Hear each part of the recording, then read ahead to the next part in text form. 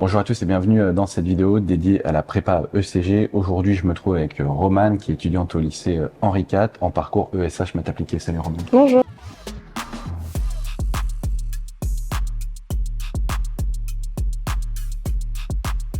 Alors pour commencer, Romane, est-ce que tu peux te présenter et revenir sur ton parcours au lycée? Donc je m'appelle Romane, je suis en classe préparatoire ECG, donc économique et commerciale générale, donc au lycée Henri IV à Paris. Au lycée, j'étais une bonne élève, j'avais les options, les spécialités mathématiques et SES en terminale, et en première, j'avais aussi la spécialité géopolitique. Est-ce que tu peux nous présenter globalement la prépa ECG et donc cette histoire de parcours et pourquoi tu as choisi ce parcours-là, toi? Alors, quand vous décidez de faire une prépa ECG, vous avez le choix entre 4 parcours différents. Donc d'abord, il faut choisir entre maths appliquées et maths approfondies. Donc alors, pour ceux qui veulent faire maths approfondies, il est nécessaire d'avoir soit de toute façon en fait la spécialité maths en terminale, et en plus c'est mieux d'avoir l'option maths experte, mais c'est pas du tout obligatoire. Et pour les maths appliquées, on peut soit avoir l'option maths complémentaire, donc en terminale, donc en sachant qu'il faut la garder en première, ou alors la spécialité. Donc moi j'ai pris maths appliquées, puisque les maths appliquées, il y a moins de chapitres par rapport aux maths approfondies. On a 1 heure de cours en moins et il y a une place plus importante accordée à l'informatique. Donc je préférais ce parcours. Donc une fois qu'on a choisi entre maths appliquées et maths approfondies, on choisit entre ESH, donc économie, sociologie, histoire du monde contemporain, ou HGG, donc l'équivalent de géopolitique. Donc moi j'ai choisi l'économie puisque je préférais ça, et c'était la continuité de la spécialité SES en terminale. Pour revenir un peu plus longuement donc sur cette prépa, à quoi destine cette classe préparatoire aux grandes écoles? Donc, on fait une classe préparatoire ECG afin de passer un concours, donc les concours des grandes écoles de commerce, donc HEC, l'ESSEC, le SCP, le M Lyon, les DEC, pour en citer quelques-unes. Pourquoi est-ce que tu as choisi de faire une classe préparatoire ECG quand tu étais en terminale? Alors, j'ai choisi de faire une classe préparatoire puisque je voulais aller en école de commerce, et donc la voie royale, la voie classique pour entrer en école de commerce, est la plus simple. Et est-ce que tu as hésité avec d'autres filières, je sais pas, une école de commerce post-bac, un BUT? Alors j'ai hésité pas particulièrement avec une école de commerce post-bac, puisque on sait que sur un CV c'est plus valorisé d'avoir une école post-prépa, même si c'est pas forcément bien une école très bien classée, c'est toujours plus valorisé d'avoir fait une classe préparatoire avant. Mais j'ai hésité avec des licences, des doubles diplômes d'éco-gestion par exemple. Est-ce que dans ta prépa, il y a un type de profil ou est-ce que les gens viennent un peu de tous les horizons? Alors, les gens viennent un peu de tous les horizons. Donc moi, ma classe préparatoire est à Paris, et il faut savoir qu'il n'y a pas du tout que des Parisiens, puisque moi-même, je viens de Charente-Maritime. Donc, pour entrer déjà dans une classe préparatoire parisienne, c'est pas obligatoire d'être parisien. Après, c'est vrai, il y a plutôt un profil type, c'est-à-dire qu'on est tous travailleurs, on est tous assez curieux, puisqu'il faut savoir qu'en classe préparatoire de CG, il y a une part importante liée à l'actualité, etc. Donc il faut aimer être au courant de l'actualité, il faut être curieux un peu de tout, puisque la classe préparatoire ECG est extrêmement globale comme classe préparatoire. Peut-être un mot, donc toi tu as intégré le lycée Henri IV. Comment ça se passe dans ce lycée? Est-ce qu'il y a une bonne ambiance? C'est un des lycées les plus prestigieux en France. Est-ce que tu peux un peu nous raconter ta transition entre la Charente-Maritime et Henri IV? Alors c'est vrai qu'au départ, cet été, j'avais un peu peur d'arriver dans cette classe préparatoire parisienne. On avait beaucoup d'échos, comme quoi les gens n'étaient pas forcément très sympas, qu'il y avait énormément de compétition, et en fait je me suis rendu compte que pas du tout. Les gens sont très gentils. Je trouve qu'il y a une forte entraide dans la classe, et je pense que c'est partout pareil, classe prépa parisienne ou pas. Comment s'est passée la transition lycée prépa? Est-ce que la marche était élevée? Est-ce que tu as eu des difficultés? Alors oui, forcément, j'ai eu des difficultés, mais comme tous les élèves, aucun élève de classe préparatoire n'a aucune difficulté. Enfin, la marche est extrêmement grande, donc on a forcément des difficultés, mais je trouve pour ma part que les professeurs reviennent vraiment à la base des bases, ce qui fait que on a en fait une petite remise à niveau pour pouvoir ensuite réussir les chapitres plus compliqués, etc. Mais on est vraiment tous remis au même niveau, donc ce qui fait que la marche est accessible, elle peut être atteinte. Au niveau des matières, qu'est-ce qu'on va étudier? Qu'est-ce que tu as étudié depuis le début de l'année? Alors, on a 6 matières en classe préparatoire ECG, donc on a les deux matières les plus importantes, les maths et l'économie ou la géopolitique selon votre choix. Et puis ensuite, on a 3 heures de langue, donc par langue, donc on a 3 heures de LV1 et 3 heures de LV2, puis 3 heures de lettres et 3 heures de philosophie. Pour revenir un peu sur ton parcours, donc ESH, maths appliquées, est-ce que tu peux un peu nous présenter ce que tu as étudié en ESH et en maths appliquées depuis le début de l'année? Donc, alors les maths, c'est vraiment la continuité du programme de terminale avec bien des chapitres en plus forcément, et on va plus loin, mais ça reste le type de maths que l'on fait au lycée. Au niveau du coup de l'économie pour ma part, on va beaucoup plus travailler l'histoire économique, la pensée économique. C'est ce que je trouve très intéressant. Mais on va aussi aller beaucoup plus on va aller moins dans des mécanismes, on va moins étudier des mécanismes hors sol, on va vraiment étudier en fait ce qui s'est passé dans la réalité. Une question qui revient souvent, certains souhaitent intégrer une prépa ECG sans avoir suivi les maths, même pas l'option maths complémentaires. Est-ce que c'est possible?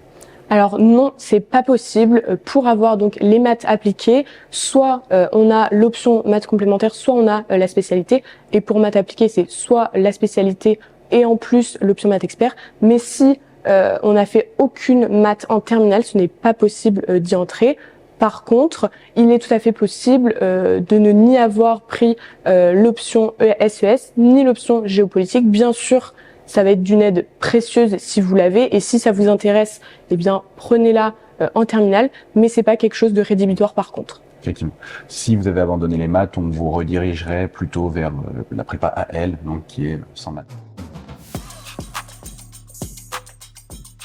Comment s'organise une semaine type? Est-ce que tu peux un peu nous présenter ce système de colle, de DS, et comment se passe une journée type? Donc les semaines types, donc on a bien nos cours de matière classique à laquelle on rajoute 2 colles, donc environ d'1 heure chacune, donc ça fait on rajoute 2 heures. Et puis on a des DS, donc pour ma part c'est le samedi matin, mais c'est pas tous les samedis matins. Je sais que dans certaines classes préparatoires, ils ont des DS vraiment tous les samedis matins. Donc ça dépend vraiment de chaque classe préparatoire. Est-ce que tu peux définir un peu ce que c'est une colle pour celles et ceux qui ne connaissent pas? Alors, une colle, c'est une interrogation orale. Donc, vous êtes en face de votre professeur qui se positionne comme un jury. Donc, comme vous pourriez, c'est un espèce d'entretien, le même que vous pourriez passer au concours. Et donc, il va vous, en général, c'est une question, un problème auquel vous allez devoir répondre en 20 minutes. Au niveau du volume horaire, du coup, comment ça se passe? C'est quoi? C'est 8h, 17h tous les jours? Alors, au niveau des cours, oui, ça se situe environ comme ça, 8h, 17h, ça dépend des jours. Mais après, la classe préparatoire nécessite un vrai travail personnel, c'est-à-dire que le matin, par exemple, si vous ne commencez pas à 8h, vous vous levez quand même à 8h pour travailler. Quand les cours sont finis, on va travailler encore environ 2 à 3 heures par soir, je dirais. Souvent, il y a un mythe comme quoi il n'y a pas une bonne ambiance en prépa et qu'on n'a plus de vie sociale. Est-ce que c'est vrai? Alors, au niveau de l'ambiance, non. pour ma part, il y a une très bonne ambiance parce qu'en fait, on est tous dans le même bateau. On est tous en train de louper un peu nos DS, en train d'un peu d'avoir de mauvaises notes comparées à ce qu'on avait l'année dernière. On est tous en fait, dans la même classe préparatoire. On est tous là pour réussir et il y a plutôt, une ambiance d'entraide. On se soutient les uns les autres. Et au niveau de la vie sociale, c'est vrai que elle va être un peu mise de côté. Après, en général, donc nous. On nous a conseillé de garder notre samedi soir, donc c'est-à-dire à partir de 20h d'arrêter de travailler. Donc là, c'est la possibilité de sortir, d'aller manger avec ses amis ou de se reposer tout simplement. Peut-être pour celles et ceux qui veulent s'orienter vers une prépa ECG, est-ce que tu as des conseils pour se préparer dès l'année de terminale ou dès l'été avant la rentrée? Alors durant votre année de terminale, déjà travaillez le plus que vous pouvez pour avoir les meilleures notes, pour accéder à la meilleure classe préparatoire possible. Ça va de soi. Et après, si vous voulez un peu vous préparer à la classe préparatoire, je dirais que là où il y a le plus de différence entre les élèves, c'est ceux qui ont une culture littéraire et philosophique par rapport aux autres et au niveau des langues, parce qu'après en maths et en économie, on est tous à peu près pareils.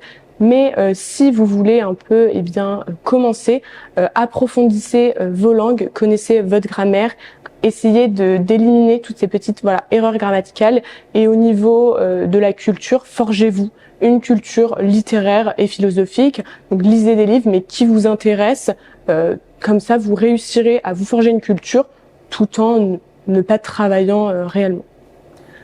Et au niveau de l'été, si j'ai un conseil, c'est vraiment reposez-vous, puisque quand vous allez arriver en prépa, vous allez tout de suite être dans le bain. Il faut vraiment arriver en classe préparatoire reposé. Sinon, si vous êtes déjà fatigué dès le début de l'année, ça va être un peu compliqué. Alors, ça dépend les classes préparatoires, mais on va vous donner des listes de choses à faire pendant les vacances. Alors rassurez-vous, tout le monde n'aura pas tout fait. En général, c'est pas possible de tout faire, donc vraiment reposez-vous. 2 semaines avant la rentrée, essayez de vous remettre dans le bain, refaites des exercices de mathématiques, lisez des bouquins que vous étudierez pendant l'année, mais surtout reposez-vous. C'est pas un sprint comme on dit, mais surtout une course de fond la prépa. Toi, tu as la chance d'être dans un internat.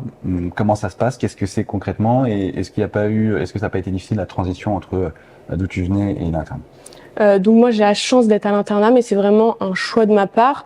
Ça dépend vraiment des personnalités, si on aime être tout seul ou pas. Si on préfère vivre en colocation, dans une chambre chez l'habitant à Paris, c'est aussi recommandé. Ou alors au mieux, si vous pouvez rester chez vous, puisque ça permet le soir de rentrer, d'avoir ses parents, de pouvoir discuter d'autres choses de la prépa, de faire des repas tout simplement.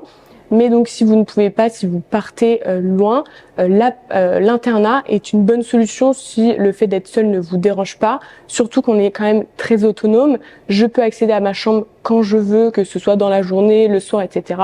On a juste un couvre-feu, donc on ne doit pas rentrer après 23h la semaine et le samedi c'est minuit, mais ça reste quand même très raisonnable, mais ça dépend vraiment de chacun en fait.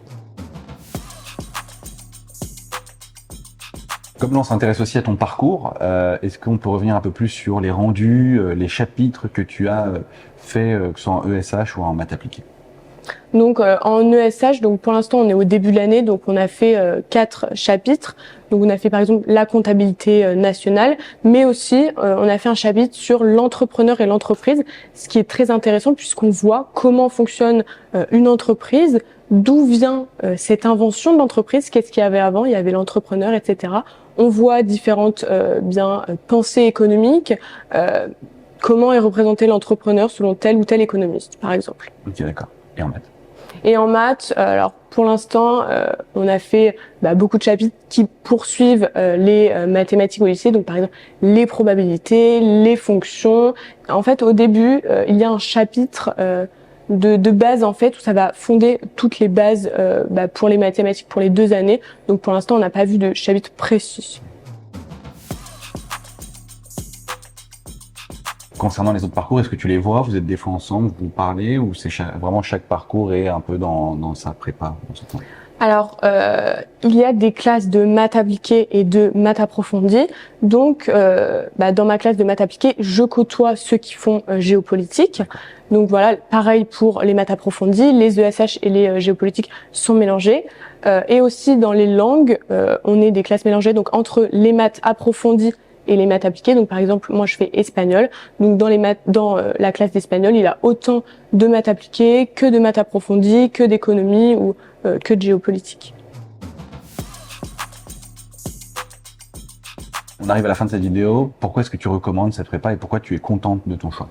Alors pour l'instant, je suis contente de mon choix parce que j'aime vraiment les matières qu'on étudie. Je trouve ça extrêmement intéressant et j'aime aussi ce cadre qui fait qu'on est vraiment encadré. On a des dates pour rendre des comptes, rendre des devoirs.